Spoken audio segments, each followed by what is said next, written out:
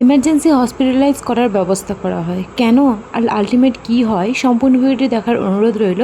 আশা করি বুঝতে পারবে যে কী হয়েছিল ব্যাপারটা। সো দেখতেই পাচ্ছ এতগুলো বমি করেছো। Guys, welcome back to my another video. So good morning বলবো না গুড নাইট আমি নিজেও জানি না, কারণ আমি কী বলবো, যাই হোক কাল থেকে জেগেই। সো এখন বাজে 11:30 আর অনেক ব্যস্ত ছিলাম, তার জন্য আর কোনো রকম ভিডিও করা হয়নি, আর টেনশনের মধ্যে তো ছিলাম। কেন দেখাই দাঁড়াও। সো কাল রাত থেকে এত পরিমাণে বমি করেছে যে কিছু বলার নাই। ও প্রচুর হারে বমি করেছে, একদম শরীরটা ন্যাতিয়ে গিয়েছে। আর ওর জন্য তো আমি সারা রাত জেগে আছি। যে মানুষটা কষ্ট করে তার জন্য তো সবাই জেগে থাকে, তাই না? সো আমিও জেগে আছি ওর জন্য। বাবু ঘুমাচ্ছিল আর দেখো আমি এখন চুন করে উঠেছি। রাত্রিবেলা করে চুনও করছিলাম, মানে সেই মোমেন্টে এত পরিমাণে বমি পায়খানা শুরু হয়, মানে ডায়রিয়ার মতন রীতিমতন অবস্থা। সারা রাত মুখ ঝুলিয়ে ঝুলিয়ে বমি করেছে বিছানা থেকে, মানে কি বলবো। আর তার উপরে লাইন নেই রাতেবেলা, কি একটা যে অবস্থা, কিভাবে যে আমি রাতটা কাটিয়েছি তোমাদের কোনো কিছু বলতেই পারবো না। সো দেখো এখন বাড়িঘর আমি ভোরবেলা যেহেতু উঠে গিয়েছিলাম, বাড়িঘর পরিষ্কার করা আমার হয়ে গিয়েছে। আর যেহেতু ওকে হসপিটালাইজ করার ব্যবস্থা করা হয়, মানে কি হয়েছিল ব্যাপারটা বলি। সারা রাত বমি করার পর আলটিমেট আমি সিদ্ধান্ত নিই যে ওকে হসপিটালাইজ করতেই হবে এমার্জেন্সিতে। সো এটা মতো ভেবেই আমি শ্বশুরবাড়িতে সবাইকে ফোন করি, ওদের ডাকি। ওরা আসে, এসে নিয়ে বলে যে না, ওটা না করে ওরা হসপিটালাইজ করার জন্যই যায়। বাট আরেকটা যে দাদা আছে টোটো নিয়ে গিয়েছিল, সে বলে কি না, একটা কাজিগ্রাম বলে একটা জায়গা আছে যেখানে একটা নর্মাল ডাক্তার থাকে, ওর কাছে নিয়ে ওষুধ খাওয়ালেই হবে, আর ও সিলাইনেরও ব্যবস্থা আছে। তো তারা আলটিমেট ওখানে নিয়ে যাওয়া হয় ওকে। অত রাত্রে মানে ভোরবেলা হয়ে গেছিলো, 4টা 4:30টার দিকে। আর দেখো সারাদিন মানে জ্বরও এসছে শরীরে, বাট স্নান না করলে না শরীরটা যেন কেমনই একটা ন্যাতিয়ে যায়, তাই না? আর স্নান করলে শরীরটা একটু মানে অসুস্থ থাকলেও হালকা একটু ফ্রি লাগে। তো তাই আমি জোর করে রীতিমতন স্নানটা করাই। তোমরাই বলবে আমি ভালো করেছি না খারাপ। ওর মাও বলছিল যে মাথা ধুয়ে ছেড়ে দে, ওর বাবা বলছিল বেশি জল ঢালিস না। বাট আমার মনে হয়েছিল যে স্নান করানোটা বেটার হবে। তো তার জন্য আমি ওকে বলি চলো স্নান করবে, আর রোজ স্নান করাটা উচিত, তাই না বলো? সো আমি ওকে স্নান করে দিই। আর সত্যি সব দিকে সামলাতে না রীতিমতন আমি হিমশিম খেয়ে যাচ্ছিলাম, এমন অবস্থা হয়ে গেছিলো আমার। সো এখানে বাবুরও স্নান টান করে ফ্রেশ হয়ে গিয়েছে ও, আর ওর বাবাও এখানে ফ্রেশ। দেখালে আমি তোমাদের। এখন ওরা দুজন ঘুমোবে, আর আমি কি করব, ওই যে চুন ভরবো। তার আগে মা প্রসাদ দিয়ে পাঠিয়েছিল, নিমন্ত্রণ বাড়ি যাওয়া হয়নি তার জন্য আর কি। তো ওখান থেকে দিয়েছে খিচুড়ি, এটা ভুনো খিচুড়ি ছিল, কোছানার কোপ্তা আর পোলাও, এই সরি পায়েস, আরও না চাটনি আর মিশালা তরকারি একটা ছিল, বাট আমি এত অন্ধ দেখেই নি। যাই হোক এখন বিকালবেলা একটু বাইরে বেরিয়েছি, শশা নিতে এসছি, ওকে শশাটা কেটে দেবো তার জন্য। আর বাবুকে নিয়ে ওর মামারা ঘুরছিল, বাট ও আসবে না দেখো। আয়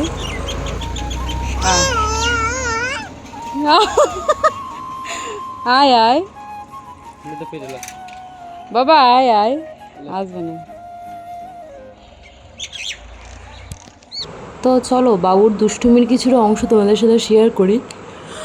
সো এই যে দেখতে পাচ্ছ কাঁচ, এটা খুলে গিয়েছিল, বাট ও মিনিস্টার কী করলো, ওটাকে টেনে ভালো করে একদম খুলে দিল। মানে ভাঙা কাঁচ ঘরে রাখতে হয় না, তাই হয়তো বলছে যে বাম্মা দাদা মানে ঘরের কাঁচটা অনেক দিন ধরে ভাঙা আছে, তুমি চেঞ্জ করো, না হলে কিন্তু আমি হাত কেটে ফেলবো। সো এখানে ওর মামা গেটটা লাগিয়ে দিয়েছিলো, তাই জন্য কেমন করছিল দেখো। আর এখানে ওর দিদান মানে সন্ধ্যা হয়েছিল, তো ওই হরিবোল শুনে নিয়েই তারপরও ওখানে আসে আর কি। কতটি বোতল বিছনাতে, খালি বোতল আর বোতল, কতটি দেখো। করো হরিবোল, করো করো।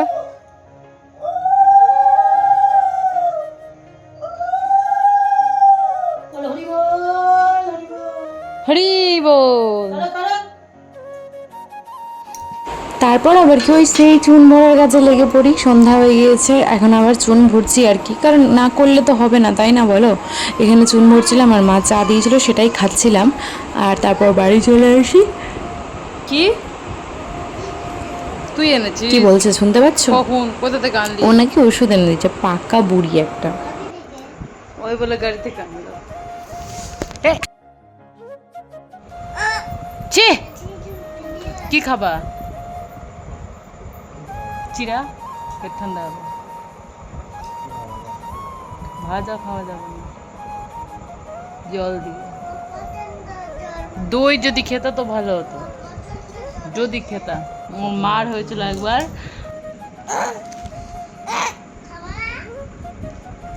So, ওকে বকা যাবে না, ও উল্টা তোমাকে বকে দেবে। কিন্তু দেখতে পাচ্ছ কেমন করে বকছে, মানে প্রচুর প্রচুর দুষ্টু। এই যে বাচ্চারা এত দুষ্টু কি করে হয় বলো তো?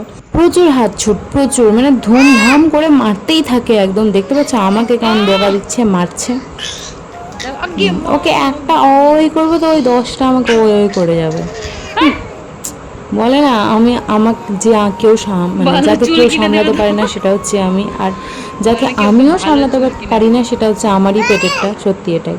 তো যাই হোক, এখানে হচ্ছিল কোথায় কিসের মিটিং হচ্ছিল আমি ঠিক জানি না, বাট হচ্ছিল কিছুর একটা, আমি শুনিনি, যেহেতু আমার বাবুকে খাওয়ানোর তারা ছিল, তো তার জন্য আর শোনা টোনা হয়নি আমার। আর এখানে আমি ওদেরকে বলছিলাম যে এই তোরা কী করছিস এখানে, হ্যান্টামেন্টি খালি গোচপ করছিস নাকি, চল বাড়ি যা, এইসবই বলছিলাম আর কি। বাট ওরা দেখো মুখ টুক লুকিয়ে বসে আছে। তারপর বাড়ি আসি আর ওই সোনাকে খাওয়াবো ভাবলাম। তো এখানে দেখো ও নিজে নিজে পাখাটা ঘুরিয়ে নিচ্ছে, তাই না পেরে আমি ক্যামেরাটা অন করলাম তোমাদের সাথেও শেয়ার করবো বলে। আর এটা আমাদেরও মেমোরি হয়ে থাকবে, তাই না, যে এরকম এরকম করছিল বাবু, এরকম এরকম দিনে ওর শরীর খারাপ হয়েছিল, কেমন নেতিয়ে পড়েছিল।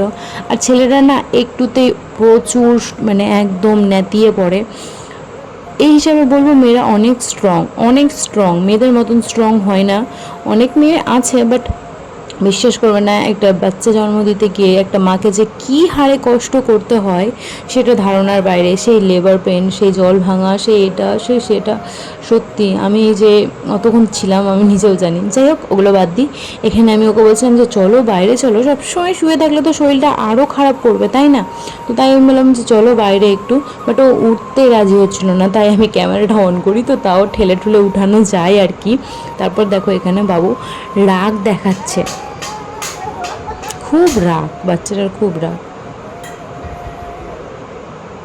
সো এদিকে আসলো তো একটু হাসলো টাসলো, তাই না? তো মাইন্ডটা একটু ফ্রেশ হবে, তার জন্যই আমি আরও বললাম যে চলো। আর এখানে বাবুকে খাওয়াচ্ছিলাম ঘুরিয়ে ঘুরিয়ে, তার জন্য ওগুলো গলাতে বাঁধা আছে। আর মুড়ি না ও কুড়িয়ে কুড়িয়ে খেতে ভালোবাসে, সেই জন্য দেখো মুড়ি এদিক সেদিক পড়ে আছে। চিরা দিলাম, বাট ওর এত প্রেশার হয়েছে যে গেল ওয়াশরুম। আর ওই সেই দুপুরের খাবারটাই আমি আবার খাবো এখন। আর দেখো আমার ঘরের অবস্থায় মাস্টানটা কি করে বেড়াচ্ছে।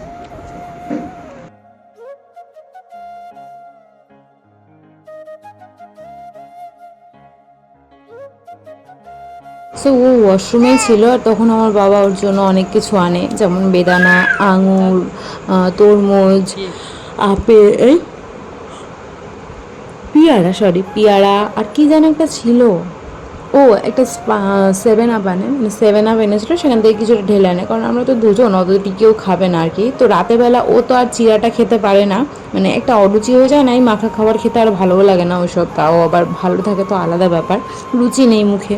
সো রাতেরবেলা ও খায় একটু বেদানা, একটা বেদানা ছুটিয়ে দিয়েছিলাম, আর খেয়েছিল ওই যে একটা পেয়ারা, ওটাকে হালকা করে লবণ আর একটা লঙ্কা কেটে একটু হালকা রস, মানে প্রচুর ঝাল তা না, ওইভাবে একটু মাখিয়ে দিয়েছিলাম। আর ও রাতেবেলা ওটা খেয়ে ঘুমিয়েছিল, মানে কিছু তো গেল পেটে, তাই না? দিয়ে ওষুধটা খাবে, আর চিরা টিরা খেতে পারছিল না, তাই আমি আর ফোর্স করিনি ওকে, আচ্ছা না থাক, যেটুকুটা খাবে খাও। আর এগুলো পায়খানাটাকে কষাই, মানে পেয়ারা, তারপর বেদানার বিচি, এগুলো আমার যে জানা আছে। বাট এরা কেমন ভাই, বেদানা খায় বেদানার বিচি ফেলে দেয়, আমি তো ফেলি না, কোনো সময় ফেলি না। বেদানার বিচিরও মানে ভ্যালু আছে, তাই না? তো কেন ফেলবো?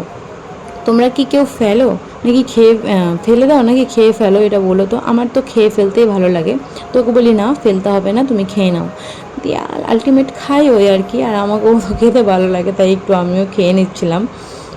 আর এটা হচ্ছে আমার বাবার দুষ্টু পাপা, প্রচুর মারতে পছন্দ করে ও, প্রচুর প্রচুর, বললামই তো তোমাকে, এখন ওর বাবাকে শার্ট করতে বলছি, বাট ও মারছে। তো চলো ভাই, দেখা হচ্ছে নেক্সট একটা ভিডিওতে। আর আমি এখন রাত 12টার সময় ভয়েস ওভারটা দিচ্ছি, আর আমি এখন চুন ভরবো। সো চলো বাই, দেখা হচ্ছে নেক্সট একটা ভিডিওতে। আমি এখন ঘরটা পরিষ্কার করেই ঘুমিয়ে পড়বো, ঘুমাবো না সরি, চুন করবো, তারপর ঘুমিয়ে পড়বো। বাই।